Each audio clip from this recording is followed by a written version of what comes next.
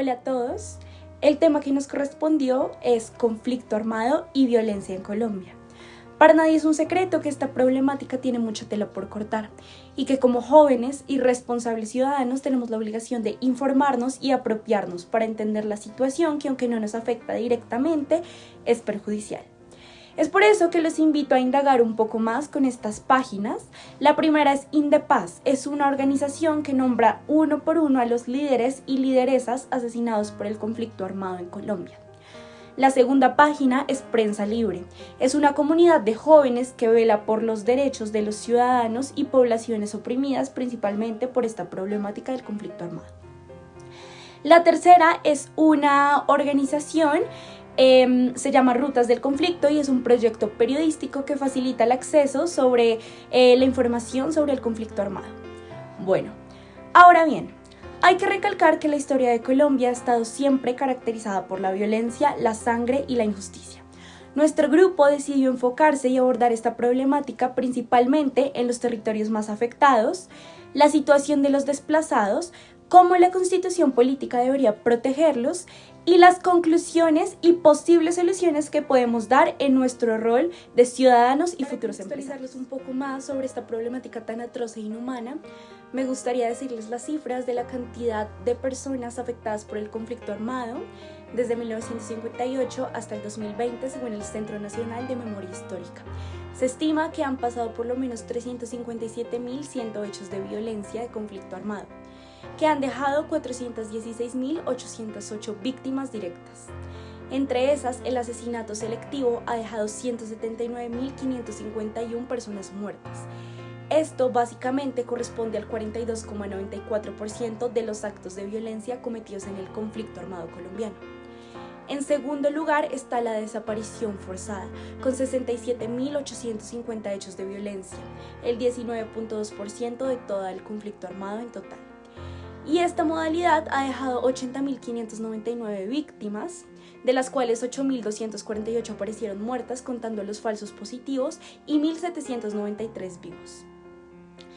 Esta información adicional dice que la desaparición ha estado alrededor de 11.607 personas desaparecidas y el departamento más afectado es Antioquia, con 97.535 casos, después Norte de Santander con 17.762 y el Meta con 17.471.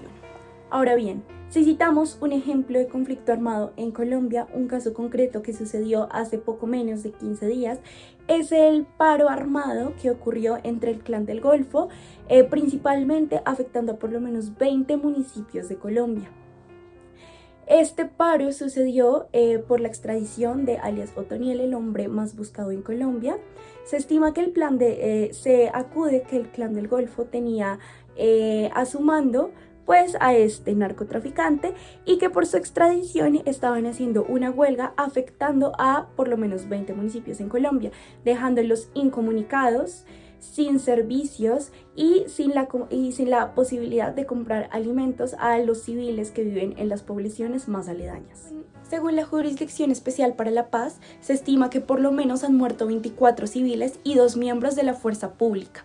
Van 26 vías bloqueadas, 138 comunidades confinadas y 22 ataques a la fuerza pública.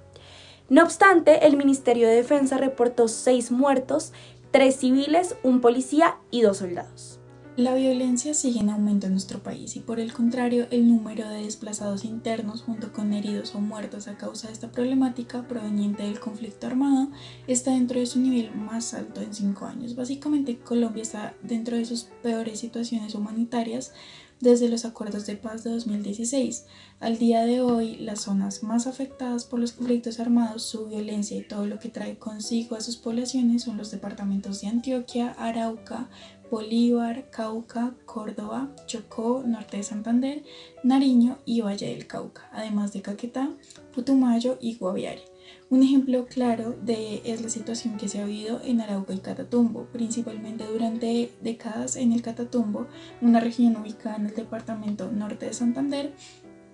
que ha sido una zona afectada hace varios años por diferentes grupos armados y conflictos entre estos mismos desde los 70 y posteriormente a finales de los 90 también fue afectada por paramilitares de las AUC que coparon este territorio y masacraron la región. Dicho esto, históricamente ha generado muchos desplazamientos forzados, tanto a la población de esta región como a los migrantes venezolanos que actualmente están ubicados allí. Las cifras gubernamentales indican que aproximadamente 40.000 personas han sido desplazadas de sus hogares en el Catatumbo desde 2017. La mayoría durante el 2018, a pesar de que los enfrentamientos entre el ELN y el EPL causaron la mayor parte de desplazamientos en el 2018. En el 2019 la mayor parte de los desplazamientos fueron causa de enfrentamientos entre estos grupos y la Fuerza Pública Colombiana.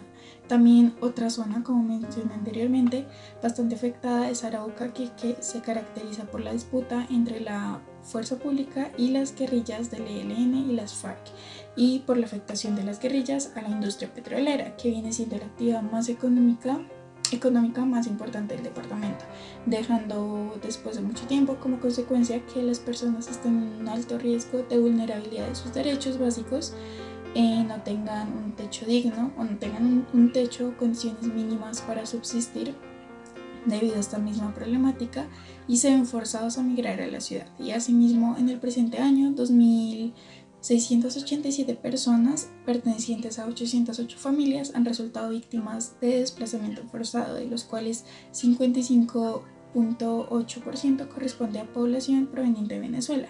Cabe aclarar que debido a su frontera con Venezuela y la riqueza de sus territorios, es que estas regiones han sido llamativas para actores ilegales, lamentablemente creando una desigualdad muy grande a lo largo de los años, igual que en muchas otras zonas, en donde a raíz de esto no hay oportunidades y se ven afectados hasta los más jóvenes, donde los niños no tienen la posibilidad de ingresar a los procesos educativos dignos ni los elementos necesarios para recibir clases. Entonces aparecen grupos armados y les ofrecen irse con ellos o se los llevan forzosamente. Además, entre su población se encuentran mestizos blancos e indígenas de la etnia, los cuales carecen de igual manera de derechos básicos y se encuentran en pobreza extrema por estas mismas problemáticas, lo cual es una muestra creciente de la miseria en donde hay abandono por parte del Estado, desencadenando que su ubicación fronteriza favorezca el tráfico ilegal de distinta mercancía y que siga siendo epicentro de actividades de grupos armados, ocasionando que siga más latente el hecho de que muchas familias se vean obligadas a migrar de su territorio. Teniendo en cuenta que Bogotá es el principal polo de las migraciones internas y el desplazamiento forzado a causa del conflicto armado, ya que debido a este han habido muertes o asesinatos de personas inocentes, como es el caso de los civiles o los campesinos. También se han presentado las desapariciones forzadas con personas uniformadas o pertenecientes a las fuerzas militares colombianas. Por su parte también se ven el reclutamiento forzoso y el desplazamiento forzado, ya sea por 4 factores o causas: el hambre, actividades socioeconómicas, problemas políticos, bueno, entre otras cosas. Se estima que finalizando 2020 se encontraban en la ciudad 337.594 migrantes venezolanos, el 19.5% del total del flujo migratorio que ha llegado a Colombia desde el 2015 y que asciende a 1.7 millones de personas. Pero bueno, aquí la pregunta es ¿por qué el gobierno anunció la llegada de los venezolanos aquí a Colombia? Pues bien, Iván Duque anunció la medida de regularizar a los migrantes venezolanos con el fin de, según él, devolver el favor a Venezuela. Pues décadas atrás, cuando Colombia tenía varios problemas de narcotráfico, violencia criminal y también del conflicto armado, varios colombianos, o bueno, millones de colombianos migraron al exterior, en especial a este país, a Venezuela, a quedarse allí. Y es por ello que ahora Iván Duque quiere devolverle el favor a Venezuela, siendo generoso cuando Venezuela nos dio la mano, o bueno, le dio la mano a aquellos colombianos que se fueron allí. Ahora, cabe señalar que ahora los venezolanos sin papeles en Colombia tendrán la posibilidad de entrar en este régimen de protección por 10 años y ellos pueden decidir si quieren quedarse o no, teniendo en cuenta que Colombia es el país con más migrantes venezolanos. Desde una perspectiva ética, podemos decir que aquí en Colombia se ve que las personas no discriminan a los venezolanos no porque vengan del extranjero, sino porque no tienen los suficientes recursos para poder vivir en este país dignamente. Y es por eso que se le llama eso la aporofobia, que es el rechazo hacia los pobres, de que no son conscientes, sino que a ellos no les importa que ellos vengan de otro país, ni nada de eso, sino que de verdad no tienen los suficientes recursos para poderse sostener en este país. Pues eso es lo que hace que generen ese rechazo hacia ellos y esa reacción. Voy a hablarles sobre los decretos que protegen a las víctimas del conflicto armado sobre la Constitución de 1991. Antes de empezar a nombrar estos, quiero como recalcarles que son las víctimas del conflicto armado. Entonces, las víctimas del conflicto armado interno de Colombia son los miles de muertos, lisiados, secuestrados, desplazados y desaparecidos y demás víctimas de distintas formas de violencia por los distintos actores de violencia del conflicto presentados en Colombia. De lo que logramos encontrar, vemos fundamentales 7 artículos frente al conflicto armado, donde principalmente encontramos el artículo 12, donde en este nos estipulan que nadie será sometido a desaparición forzada, torturas, tratos o penas inhumanas o degradantes. Estas cosas que han sido bastante evidentes en el conflicto armado de nuestro país, justo con el artículo 17, en donde en este nos dicen que se prohíbe la esclavitud, la servidumbre y la trata de seres humanos en todas sus formas, lo cual también ha sido evidente en las situaciones presentadas en el país y que aún en algunos lugares se sigue presentando. Frente al Estado vemos el artículo 7, donde este nos estipula que reconoce y protege la diversidad étnica y cultural de la nación colombiana. Y como sabemos, bastantes personas de distintas etnias han sido afectadas por el conflicto.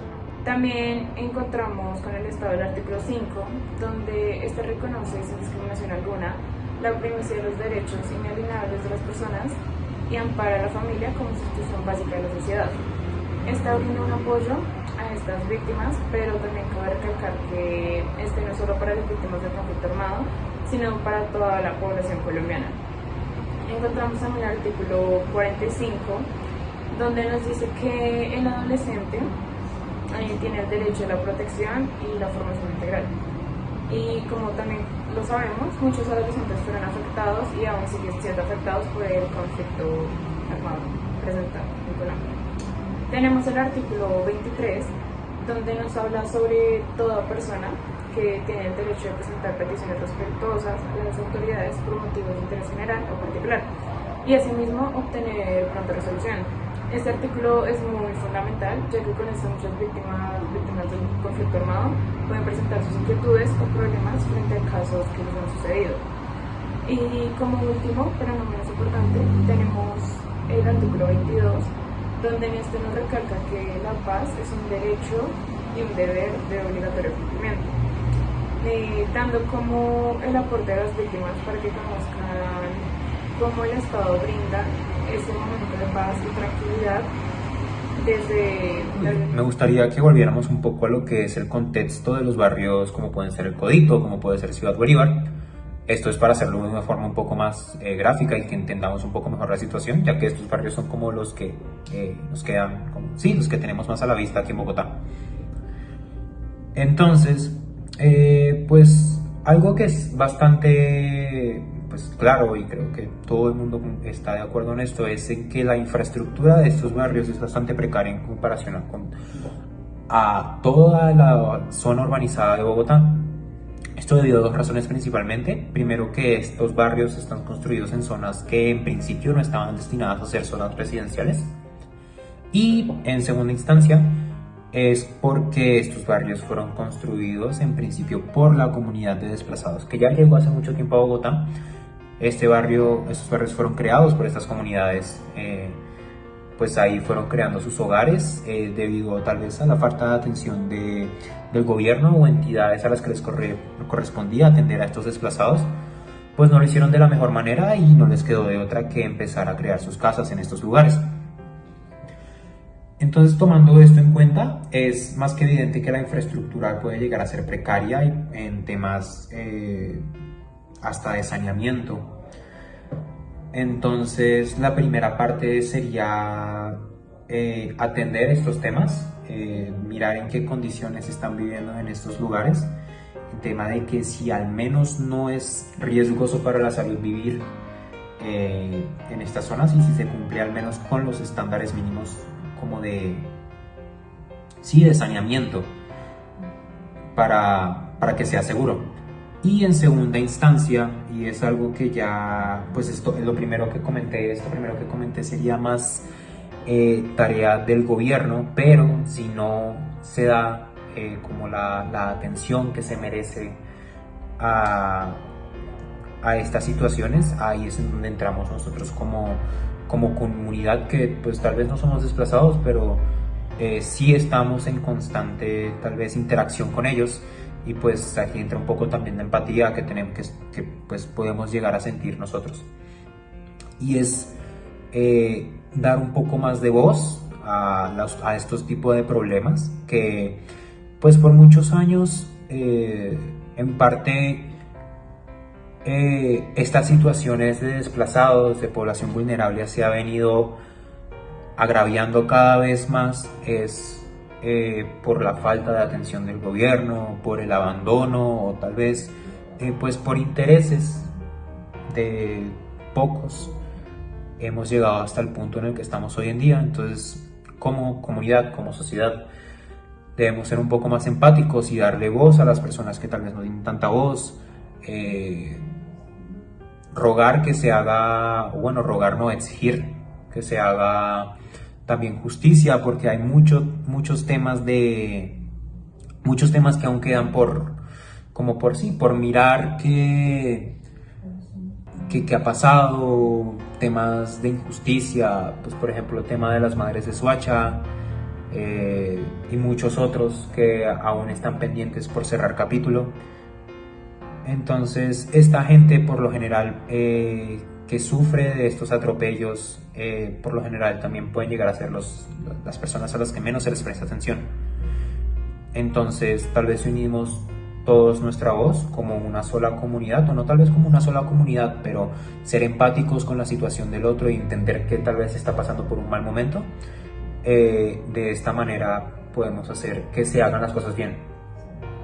Y pues aportar un poco en lo que sería tal vez la curación por Colombia. Ese sería tal vez nuestro enfoque como grupo.